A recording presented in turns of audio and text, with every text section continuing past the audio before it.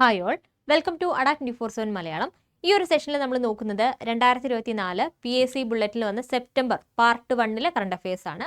അപ്പോൾ നമ്മുടെ 9 മണിയുടെ ഡെയിലി കറണ്ട് അഫയർ ക്ലാസ്സിലൂടെ മാക്സിമം കാര്യങ്ങൾ ഡിസ്കസ് ചെയ്ത് പോകുന്നുണ്ട്. കൂടാതെ നമ്മൾ PSC ബുള്ളറ്റിന് കൂടെ പഠിക്കുന്ന സമയത്ത് നമുക്ക് കുറച്ചുകൂടി അതൊന്ന് സെറ്റ് ആവാണ്. മാത്രമല്ല നമുക്കൊരു റിവിഷൻ കൂടിയാണ്. ഒരു പോയിന്റ് പോലും വിട്ടുപോകാതിരിക്കാൻ വേണ്ടിയിട്ടാണ് നമ്മൾ PSC ബുള്ളറ്റിൻ കൂടെ കവർ ചെയ്ത് പോകുന്നത്. അപ്പോൾ എന്തായാലും ക്ലാസ് പൂർണ്ണമായിട്ടും കാണാനായിട്ട് ശ്രമിക്കുക. അതുപോലെ തന്നെ ഇതിൻ്റെ നോട്ട്സൊക്കെ ആവശ്യമുണ്ടെന്ന് തോന്നുകയാണെങ്കിൽ നമ്മുടെ ആപ്പ് ഇൻസ്റ്റാൾ ചെയ്യാം. അതിൽ ഏറ്റവും താഴ്ഭാഗത്തായിട്ട് കമ്മ്യൂണിറ്റി എന്നുള്ളൊരു ഓപ്ഷൻ കാണാം. അതിൽ നിങ്ങൾ ക്ലിക്ക് ചെയ്യുന്ന സമയത്ത് എക്സ്പ്ലോർ ഗ്രൂപ്പ് എന്നുള്ളൊരു ഓപ്ഷൻ കാണാം. അതിൽ സിൻഷീമിസ് ഫ്രീ PDF എന്നുള്ളൊരു ഫോൾഡർ ഉണ്ട്. അത് ഫോളോ ചെയ്യുകയാണെങ്കിൽ കറണ്ട് അഫെയർ റിലേറ്റഡ് ആയിട്ട് നമ്മൾ യൂട്യൂബിൽ ചെയ്യുന്ന വീഡിയോസിൻ്റെ നോട്ട്സൊക്കെ നിങ്ങൾക്ക് അവിടെ നിന്ന് ഡൗൺലോഡ് ചെയ്യാനായിട്ട് സാധിക്കും. ആ കാര്യം ഒന്ന് ശ്രദ്ധിക്കുക. ഓക്കെ അല്ലേ? അപ്പോൾ നമ്മൾ ആദ്യം നോക്കുന്നത് അവാർഡ്സ് ആണ്. നമ്മൾ പഠിക്കാനുള്ള ഒരു സൗകര്യത്തിന് വേണ്ടിയിട്ടാണ് ഇതിങ്ങനെ കാറ്റഗറൈസ് ചെയ്ത് നോക്കുന്നത്. അപ്പോൾ അതാവുമ്പോൾ നിങ്ങൾക്ക് റിവൈസ് ചെയ്യുന്ന സമയത്താണെങ്കിലും എളുപ്പമായിരിക്കും. നമുക്ക് വേണമെങ്കിൽ കുറച്ചുകൂടി കഴിഞ്ഞൊക്കെ റിവൈസ് ചെയ്യുന്ന സമയത്ത് അപ്പോയിൻമെൻറ്റ്സ് ഒക്കെ ഒഴിവാക്കി ബാക്കിയുള്ള കാര്യങ്ങളൊക്കെ പഠിക്കും. കാരണം അപ്പോയിൻമെൻറ്റ്സ് നമ്മളെപ്പോഴും പഴയത് പഠിക്കുമ്പോൾ നമ്മൾ അത്രയും സമയം പോവാണല്ലേ. മാത്രമല്ല അതൊക്കെ മാറിയിട്ടുണ്ടാവും. അപ്പോൾ അതെല്ലാം കാറ്റഗറൈസ് ചെയ്ത് നിങ്ങൾക്ക് പഠിക്കാനായിട്ട് സാധിക്കും. സമയം സേവ് ചെയ്യാൻ സാധിക്കും. പിന്നെ നമുക്ക് കുറച്ചുകൂടി ഈസിയാണ് ഇങ്ങനെ പഠിക്കുമ്പോൾ. അതുകൊണ്ടാണ് നമ്മളിങ്ങനെ സെപ്പറേറ്റ് ചെയ്ത് നോക്കുന്നത്. ഓക്കെ, അപ്പോൾ എന്തായാലും നമുക്ക് നമ്മുടെ അവാർഡ്സ് നോക്കാം. 2024 സെപ്റ്റംബർ പാർട്ട് 1 PSC ബുള്ളറ്റിൽ വന്നിട്ടുള്ള അവാർഡ്സ് ഏതൊക്കെയാണെന്നുള്ളത് നോക്കാം. ലതാ മങ്കേഷ്കർ പുരസ്കാരം ലതാ മങ്കേഷ്കർ പുരസ്കാരം ഗായിക KS ചിത്രയ്ക്കും അതുപോലെ തന്നെ സംഗീത സംവിധായകൻ ഉത്തം സിംഗിനുമാണ് ലഭിച്ചിട്ടുള്ളത്. അപ്പോൾ ലതാ മങ്കേഷ്കർ പുരസ്കാരമാണ് ആദ്യം പറയുന്നത്. ലതാ മങ്കേഷ്കർ പുരസ്കാരം ഗായിക KS ചിത്രയ്ക്കും അതുപോലെ തന്നെ ഉത്തം സിംഗിനും. ഇപ്പം തന്നെ പഠിച്ചു പോവുക. ലതാ മങ്കേഷ്കർ പുരസ്കാരം KS ചിത്രയ്ക്കും ഉത്തം സിംഗിനുമാണ്. 2 ലക്ഷം രൂപയും ഫലകവും അടങ്ങുന്നതാണ് പുരസ്കാരം എന്നുള്ള കാര്യവും അറിഞ്ഞിരിക്കുക. 2 ലക്ഷം രൂപയും ഫലകവും അടങ്ങുന്നതാണ് പുരസ്കാരം. അപ്പോൾ ലതാ മങ്കേഷ്കർ പുരസ്കാരം KS ചിത്ര ഉത്തം സിംഗ്. ഓക്കെ, അടുത്തത് മികച്ച കർഷകന് കൃഷി വകുപ്പ് ഏർപ്പെടുത്തിയ കർഷകോത്തമ പുരസ്കാരം. മികച്ച കർഷകന് കൃഷി വകുപ്പ് ഏർപ്പെടുത്തിയ കർഷകോത്തമ പുരസ്കാരം ലഭിച്ചിട്ടുള്ളത് രാജാകണ്ഠം സ്വദേശി CD രവീന്ദ്രൻ നായർക്കും അതുപോലെ തന്നെ കേരകേസരി പുരസ്കാരം. അപ്പോൾ കർഷകോത്തമയാണെങ്കിൽ CD രവീന്ദ്രൻ നായർക്കും, കേരകേസരി പുരസ്കാരമാണെങ്കിൽ മലപ്പുറം താനാളൂർ സ്വദേശിനി PT സുഷമയ്ക്കുമാണ് ലഭിച്ചത്. 2 ലക്ഷം രൂപയാണ് സമ്മാന തുക എന്നുള്ളതും അറിഞ്ഞിരിക്കുക. അപ്പോൾ കർഷകോത്തമ CD രവീന്ദ്രൻ, കർഷകോത്തമ പുരസ്കാരം കിട്ടിയിട്ടുള്ളത് CD രവീന്ദ്രൻ, കേരകേസരി പുരസ്കാരം കിട്ടിയിട്ടുള്ളത് സുഷമയ്ക്കാണ് കേരകേസരി പുരസ്കാരം ലഭിച്ചിട്ടുള്ളത്. ഇനി കൃഷി വകുപ്പിന്റെ മാധ്യമ പ്രവർത്തകർക്കുള്ള കർഷക ഭാരതി പുരസ്കാരം കിട്ടിയിട്ടുള്ളത് കൃഷി വകുപ്പിന്റെ മാധ്യമ പ്രവർത്തകർക്കുള്ള കർഷക ഭാരതി പുരസ്കാരം ലഭിച്ചിട്ടുള്ളത് TV രാധാകൃഷ്ണനാണ്. കർഷക ഭാരതി പുരസ്കാരം ആർക്കാണ് കിട്ടിയിട്ടുള്ളത്? TV രാധാകൃഷ്ണനാണ്. അത്രയും കാര്യങ്ങൾ ഓർത്തിരിക്കുക കേട്ടോ. അപ്പോൾ കർഷകോത്തമ രവീന്ദ്രൻ പഠിക്കുമ്പോൾ തന്നെ അങ്ങനെ പഠിച്ചു പോവുക. അപ്പോൾ നമുക്ക് ഉറപ്പായിട്ട് നമ്മുടെ ആ ഒരു ഫ്ലോയിൽ വരും. കർഷകോത്തമ രവീന്ദ്രൻ, കേരകേസരി സുഷമ PT സുഷമയ്ക്കാണ് ലഭിച്ചിട്ടുള്ളത്. കർഷക ഭാരതിയാണെങ്കിൽ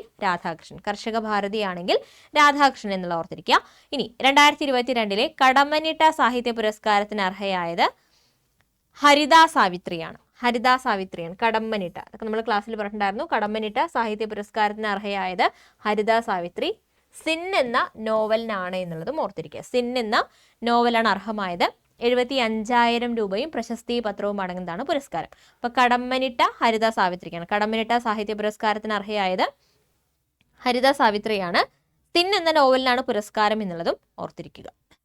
അടുത്തത് മലയാളി ചിത്രകാരൻ പ്രദീപ് പുത്തൂരിന് ന്യൂയോർക്ക് ആസ്ഥാനമായ പൊള്ളോക്ക് ക്രാസ്നർ ഫൗണ്ടേഷന്റെ ഈ വർഷത്തെ അന്തർദേശീയ ഗവേഷണ ഗ്രാന്റ് $20,000 ആണ് ലഭിക്കുക. അപ്പോൾ മലയാളി ചിത്രകാരൻ പ്രദീപ് പുത്തൂരിന് ന്യൂയോർക്ക് ആസ്ഥാനമായ പൊള്ളോക്ക് ക്രാസ്നർ ഫൗണ്ടേഷന്റെ ഈ വർഷത്തെ അന്തർദേശീയ ഗവേഷണ ഗ്രാന്റ് ലഭിച്ച വ്യക്തിയാണ് പ്രദീപ് പുത്തൂർ. ചിത്രകാരനാണ് എന്നുള്ളത് ഓർത്തിരിക്കുക കേട്ടോ. പ്രദീപ് പുത്തൂറിനാണ് ലഭിച്ചത്.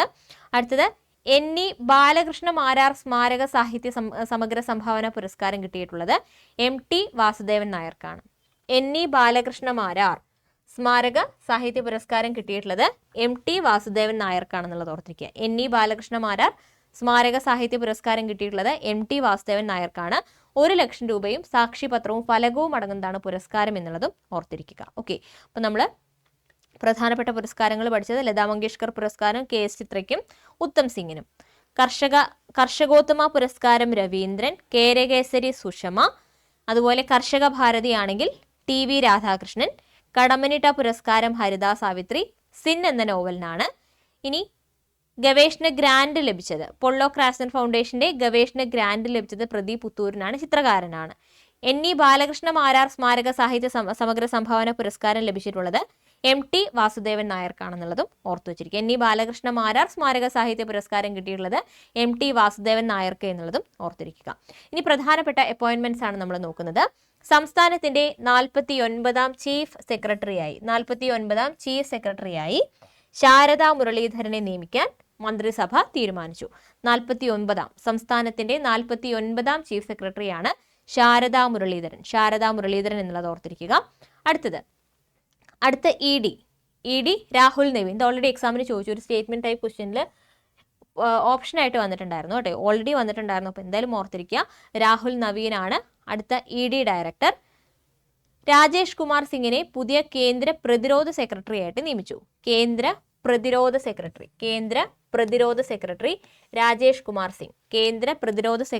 രാജേഷ് കുമാർ സിംഗ്. അടുത്തത് വിജിലൻസ് മേധാവി യോഗേഷ് ഗുപ്തയ്ക്ക് DGP ആയി സ്ഥാനക്കയറ്റം കിട്ടി. യോഗേഷ് ഗുപ്തയ്ക്ക് DGP ആയി സ്ഥാനക്കയറ്റം കിട്ടി. അതുപോലെ SBIയുടെ പുതിയ ചെയർമാൻ DS സെട്ടിയാണ്. SBIയുടെ പുതിയ ചെയർമാൻ സെട്ടി എന്നുള്ളത് ഓർത്തിരിക്കുക കേട്ടോ, സെട്ടിയാണ് SBIയുടെ പുതിയ chairman. Rahul Naveen ED director, Rajesh Kumar Singh കേന്ദ്ര പ്രതിരോധ സെക്രട്ടറി, വിജിലൻസ് മേധാവി യോഗേഷ് ഗുപ്ത DGP ആയിട്ട് സ്ഥാനക്കയറ്റം കിട്ടി. യോഗേഷ് ഗുപ്ത DGP, SBIയുടെ പുതിയ ചെയർമാൻ സെട്ടി എന്നുള്ളത് ഓർത്തിരിക്കുക. ഇനി ഫുമിയോ കിഷിദ സ്ഥാനമൊഴിഞ്ഞു. തായ്ലൻഡ് പ്രധാനമന്ത്രി ശ്രത്ത തൗസിന്റെ ഭരണഘടന കോടതി പുറത്താക്കി. പെയ്തോങ് താൻ ഷിനവത്രയാണ് പുതിയ തായ്ലൻഡ് പ്രധാനമന്ത്രി. തായ്ലൻഡിന്റെ പുതിയ പ്രധാനമന്ത്രി ഷിനവത്രയാണ് പുതിയ തായ്ലൻഡ് പ്രധാനമന്ത്രി എന്നുള്ളത് ഓർത്തിരിക്കുക. ഓക്കെ, അടുത്തത് അന്താരാഷ്ട്ര ക്രിക്കറ്റ് കൗൺസിലിന്റെ അധ്യക്ഷനായി ഇന്ത്യയുടെ Jay Shah.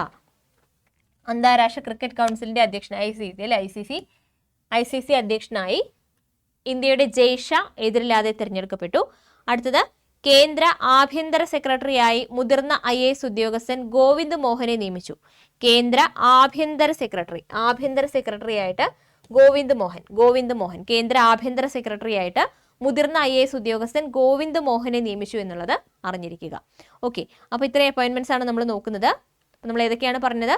49ാം chief secretary Sarada Muraleedharan, Rahul Naveen ED director, Rajesh Kumar Singh കേന്ദ്ര പ്രതിരോധ സെക്രട്ടറി, വിജിലൻസ് മേധാവിയായിരുന്ന യോഗേഷ് ഗുപ്ത DGP, SBIയുടെ പുതിയ ചെയർമാൻ സെട്ടി എന്നുള്ളത് ഓർത്തിരിക്കുക. അതുപോലെ പെയ്തോങ് താൻ ഷിനവത്രയാണ് പുതിയ തായ്ലൻഡിന്റെ പ്രധാനമന്ത്രി എന്നുള്ളതും ഓർത്തിരിക്കുക. അതുപോലെ ജയ്ഷാ ICCയുടെ അധ്യക്ഷനായിട്ട് തിരഞ്ഞെടുക്കപ്പെട്ടത് ജയ്ഷാ, കേന്ദ്ര ആഭ്യന്തര സെക്രട്ടറിയായിട്ട് നിയമിതനായത് ഗോവിന്ദ് മോഹൻ എന്നുള്ളത് ഓർത്തിരിക്കുക. ഇനി നമ്മൾ സ്പോർട്സ് റിലേറ്റഡ് ആയിട്ടുള്ള കാര്യങ്ങളാണ് നോക്കുന്നത്. യുവേഫ സൂപ്പർ കപ്പിൽ റയൽ മാഡ്രിഡിന് കിരീടം. റയൽ മാഡ്രിഡിന് കിരീടം. സിൻസിനാറ്റി ഓപ്പൺ ടെന്നീസ് പുരുഷ വിഭാഗത്തിൽ 1ാം സീഡ് യാനിക് സിന്നറും ലോക വനിത 2ാം നമ്പർ ആര്യന സബലങ്കയും ജേതാക്കൾ. സിൻസിനാറ്റി ഓപ്പൺ ടെന്നീസ് പുരുഷ വിഭാഗത്തിൽ 1ാം സീഡ് യാനിക് സിന്നറും ലോക വനിത 2ാം നമ്പർ ആര്യന സബലങ്കയും ജേതാക്കളായി. അടുത്തത് ഫോർമുല 1 ഡച്ച് ഗ്രാൻഡ് പ്രിയിൽ മാക്ലറിന്റെ ലാൻഡോ നോറിസിന് കിരീടം. അടുത്തത് പോൾ വോൾട്ടിൽ 10ാം തവണയും ലോക റെക്കോർഡ് തകർത്ത് അർമാൻ ഡ്യൂപ്ലാന്റിസ്. സിലൻസിയ ഡയമണ്ട് ലീഗ് അത്ലറ്റിക്സിൽ 6.26 മീറ്റർ ചാടിയാണ് സ്വീഡിഷ് താരം പുതിയ ഉയരം കുറിച്ചത്. അപ്പോൾ പോൾ വോൾട്ട്, അർമാൻ ഡ്യൂപ്ലാന്റിസ് ഏത് കായികനുമായി ബന്ധപ്പെട്ടിരിക്കുന്ന രീതിയിലൊക്കെ ക്വസ്റ്റ്യൻ വരാൻ ഓർത്തിരിക്കുക. പോൾ വോൾട്ടിൽ 10ാം തവണയും ലോക റെക്കോർഡ് തകർത്ത് അർമാൻ ഡ്യൂപ്ലാന്റിസ്. സിലൻസിയ ഡയമണ്ട് ലീഗ് അത്ലറ്റിക്സിൽ 6.26 മീറ്റർ ചാടിയാണ് സ്വീഡിഷ് താരം പുതിയ ഉയരം കുറിച്ചത് എന്നുള്ളത് ഓർത്തിരിക്കുക. അടുത്തത് UAEയിൽ നടക്കുന്ന 2020 വനിതാ ക്രിക്കറ്റ് ലോകകപ്പിനുള്ള ഇന്ത്യൻ ടീമിൽ മലയാളികളായ സജന സജീവനും.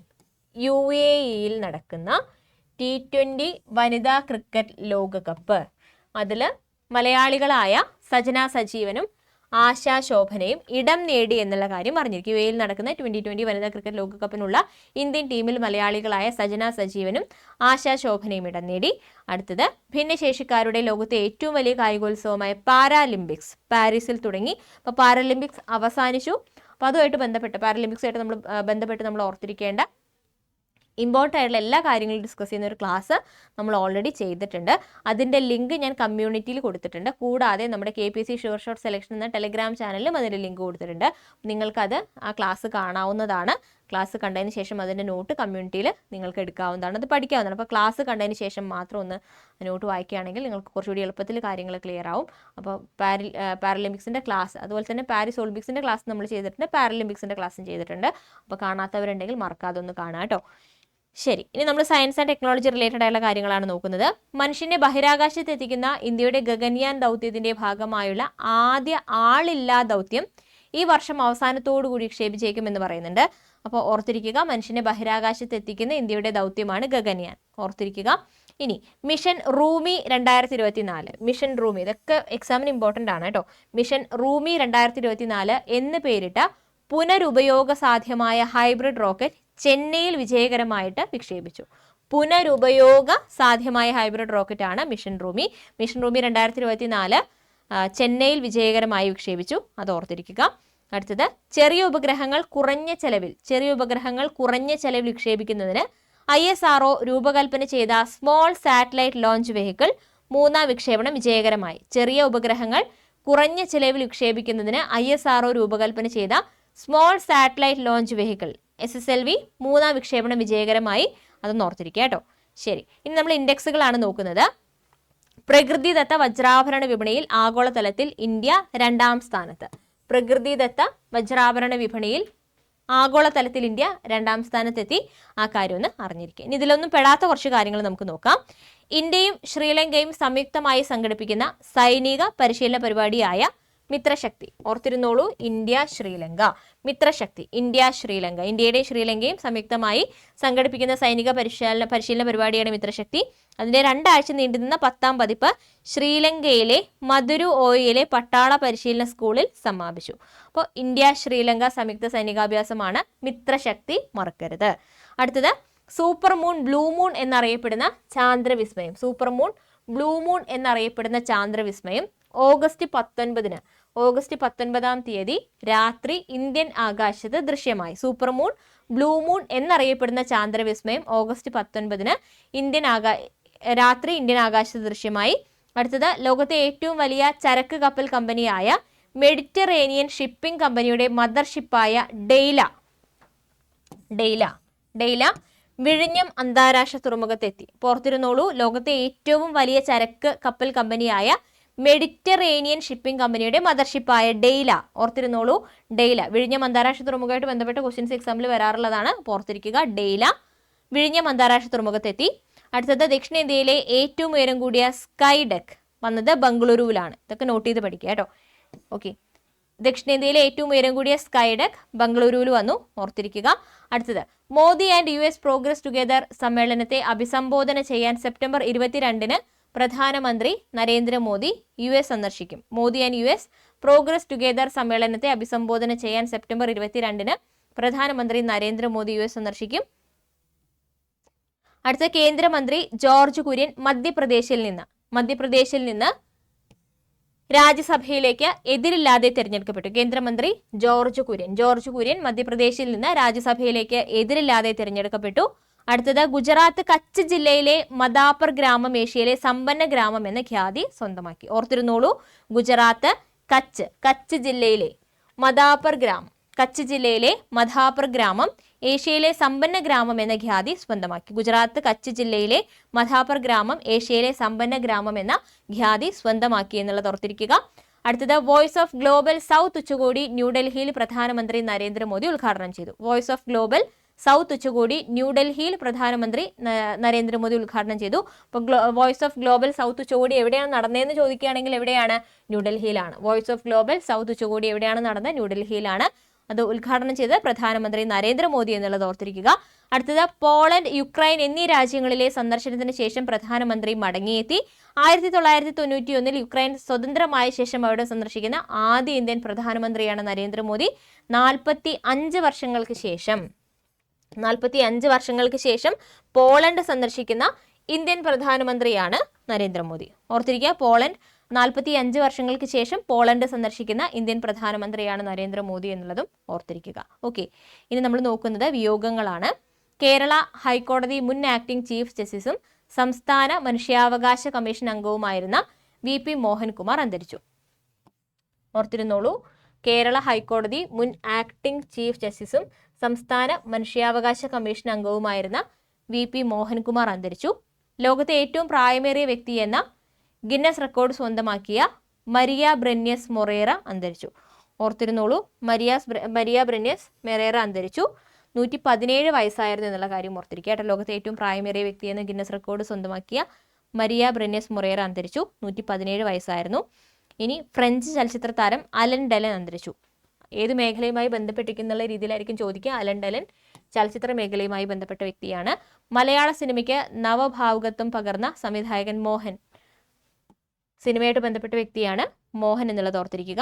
തീരസംരക്ഷണ സേന ഡയറക്ടർ ജനറൽ രാകേഷ് പാൽ തീര സംരക്ഷണ സേന ഡയറക്ടറായിരുന്നു രാകേഷ് പാൽ. കരസേന മുൻ മേധാവി ജനറൽ സുന്ദരരാജൻ പത്മനാഭൻ. കരസേന മുൻ മേധാവി ജനറൽ സുന്ദരരാജൻ പത്മനാഭൻ അന്തരിച്ചു. ആ കാര്യവും ഒന്ന് ഓർത്തിരിക്കുക. അപ്പോൾ നമ്മൾ പറഞ്ഞത് കേരള ഹൈക്കോടതി മുൻ ആക്ടിംഗ് ചീഫ് ജസ്റ്റിസും സംസ്ഥാന മനുഷ്യാവകാശ കമ്മീഷൻ അംഗവുമായിരുന്ന VP മോഹൻകുമാർ. ലോകത്തെ ഏറ്റവും പ്രായമേറിയ വ്യക്തി എന്ന ഖ്യാതി ഉണ്ടായിരുന്ന വ്യക്തിയാണ് മരിയ ബ്രെന്യസ്. അടുത്തത് ചലച്ചിത്ര ഇതിഹാസമാണ് അലൻ ഡെലൻ. സംവിധായകനാണ് മോഹൻ. തീരസംരക്ഷണ സേന ഡയറക്ടർ ജനറലാണ് രാകേഷ് പാൽ. കരസേന മുൻ മേധാവിയാണ് ജനറൽ സുന്ദരരാജൻ പത്മനാഭൻ.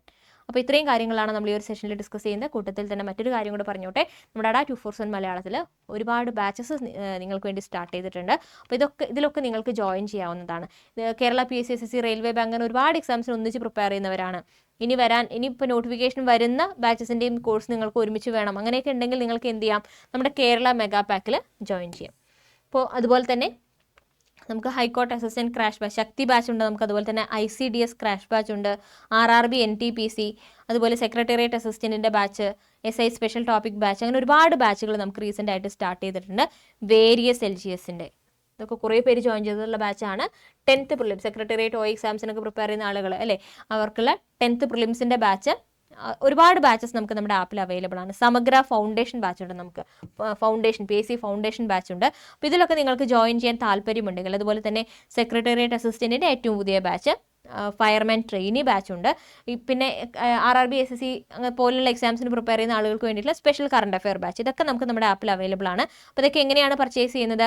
ഇപ്പോൾ കറണ്ട് അഫെയർ റിലേറ്റഡ് ബാച്ചാണ് നിങ്ങൾ പർച്ചേസ് ചെയ്യാൻ ആഗ്രഹിക്കുന്നതെങ്കിൽ സ്റ്റോറിൽ പോവുക. ഒന്നുമില്ലെങ്കിൽ SSC കേരള എന്നുള്ള ഓപ്ഷൻ, അല്ലെങ്കിൽ എന്ത് ചെയ്യുക, RRB NTPC എന്നുള്ള ഓപ്ഷൻ ചൂസ് ചെയ്യുക. ഈ ഒരു ബാച്ച് സെലക്ട് ചെയ്യുക. ബാച്ച് സെലക്ട് ചെയ്തിട്ട് ബൈ നൗ കൊടുക്കുക. അപ്പോൾ കൂപ്പൺ കോഡ് ഓൾറെഡി അപ്ലൈ എന്ന് പറഞ്ഞ് കാണാം, അത് റിമൂവ് ചെയ്തിട്ട് പകരം Y670 എന്ന കൂപ്പൺ കോഡ് അപ്ലൈ ചെയ്യുകയാണെങ്കിൽ മാക്സിമം ഡിസ്കൗണ്ട് നിങ്ങൾക്ക് ഈ ഒരു കോഴ്സ് പർച്ചേസ് ചെയ്യാനായിട്ട് സാധിക്കും. അപ്പോൾ നമ്മുടെ ആപ്പിൽ ഒരുപാട് ഫ്രീ കണ്ടന്റ് അവൈലബിൾ ആണ്. അപ്പോൾ അതൊക്കെ കിട്ടാൻ വേണ്ടി എന്ത് ചെയ്യുക, നമ്മുടെ ആപ്പ് ഒന്ന് ഇൻസ്റ്റാൾ ചെയ്യാനും ശ്രമിക്കുക. നിങ്ങൾക്ക് വെബ്സൈറ്റ് ത്രൂ എന്ത് ചെയ്യാം, നിങ്ങൾക്ക് കോഴ്സ് പർച്ചേസ് ചെയ്യാവുന്നതാണ്. അതെങ്ങനെയാണ് ചെയ്യുന്നത്? ജസ്റ്റ് ഒന്ന് അഡ 247 മലയാളം എന്ന് ഗൂഗിളിൽ ഒന്ന് സെർച്ച് ചെയ്യുക. അപ്പോൾ നമുക്ക് ഫസ്റ്റ് ഓപ്ഷൻ ഇങ്ങനെ വരും. അപ്പോൾ അത് നോക്കുമ്പോൾ നിങ്ങൾക്ക് കാണാനായിട്ട് സാധിക്കും. ഇതൊക്കെ നമുക്ക് അവൈലബിൾ ആയിട്ടുള്ള ബാച്ചുകളാണ്. അപ്പോൾ ഏതാണെങ്കിലും നിങ്ങൾക്ക് പർച്ചേസ് ചെയ്യാം കേട്ടോ. അപ്പോൾ വേരിയസ് LGS 10th പ്രിലിംസിനൊക്കെ ഫോക്കസ് ചെയ്യുന്ന ഒരുപാട് പേരുണ്ട്. അപ്പോൾ ഇങ്ങനെ ജസ്റ്റ് ഒന്ന് സ്ക്രോൾ ഡൗൺ ചെയ്താൽ തന്നെ കാണാം. അതിൽ ക്ലിക്ക് ചെയ്യുക, ബൈ നൗ കൊടുക്കുക. ബൈ നൗ കൊടുത്തു കഴിഞ്ഞാൽ ഇതുപോലെ കൂപ്പൺ അപ്ലൈ എന്ന് പറഞ്ഞിട്ട് വരും, അത് റിമൂവ് ചെയ്യുക. പകരം എന്ത് ചെയ്യുക, Y670 എന്ന കൂപ്പൺ കോഡ് അപ്ലൈ ചെയ്യുമ്പോൾ നിങ്ങൾക്ക് കാണാം അതിൻ്റെ എമൗണ്ട് കുറയുന്നതായിട്ട്. എന്നിട്ട് അപ്ലൈ ചെയ്യുക. Y670 ആണ് കേട്ടോ. Y670 കൂപ്പൺ കോഡ് അപ്ലൈ ചെയ്യുന്ന സമയത്ത് നമുക്കറിയാം അതിൻ്റെ എമൗണ്ട് കുറയുന്നതായിട്ട് കാണിക്കും. കണ്ടോ, എമൗണ്ട് കുറയുന്നതായിട്ട് കാണുന്നത് കണ്ടോ. കണ്ടിന്യൂ ചെയ്യാം, പിന്നെ ഡീറ്റെയിൽസ് ഒക്കെ കൊടുക്കുക, പേ ചെയ്യുക. എങ്ങനെയാണ് ചെയ്യേണ്ടത്? അപ്പോൾ ഏത് കോഴ്സ് നിങ്ങൾക്ക് നമ്മുടെ ആപ്പിൽ നിന്ന് പർച്ചേസ് ചെയ്യാം. അപ്പോൾ ഈ ഒരു രീതിയിലാണ് പർച്ചേസ് ചെയ്യേണ്ടത്. അപ്പോൾ ഒരുപാടൊന്നും ലേറ്റ് ആക്കരുത്. മാക്സിമം പെട്ടെന്ന് തന്നെ കോഴ്സിൽ ജോയിൻ ചെയ്ത് പഠിക്കാനായിട്ട് ശ്രദ്ധിക്കുക. മറ്റൊരു സെഷനായിട്ട് നമുക്ക് വീണ്ടും കാണാം. താങ്ക്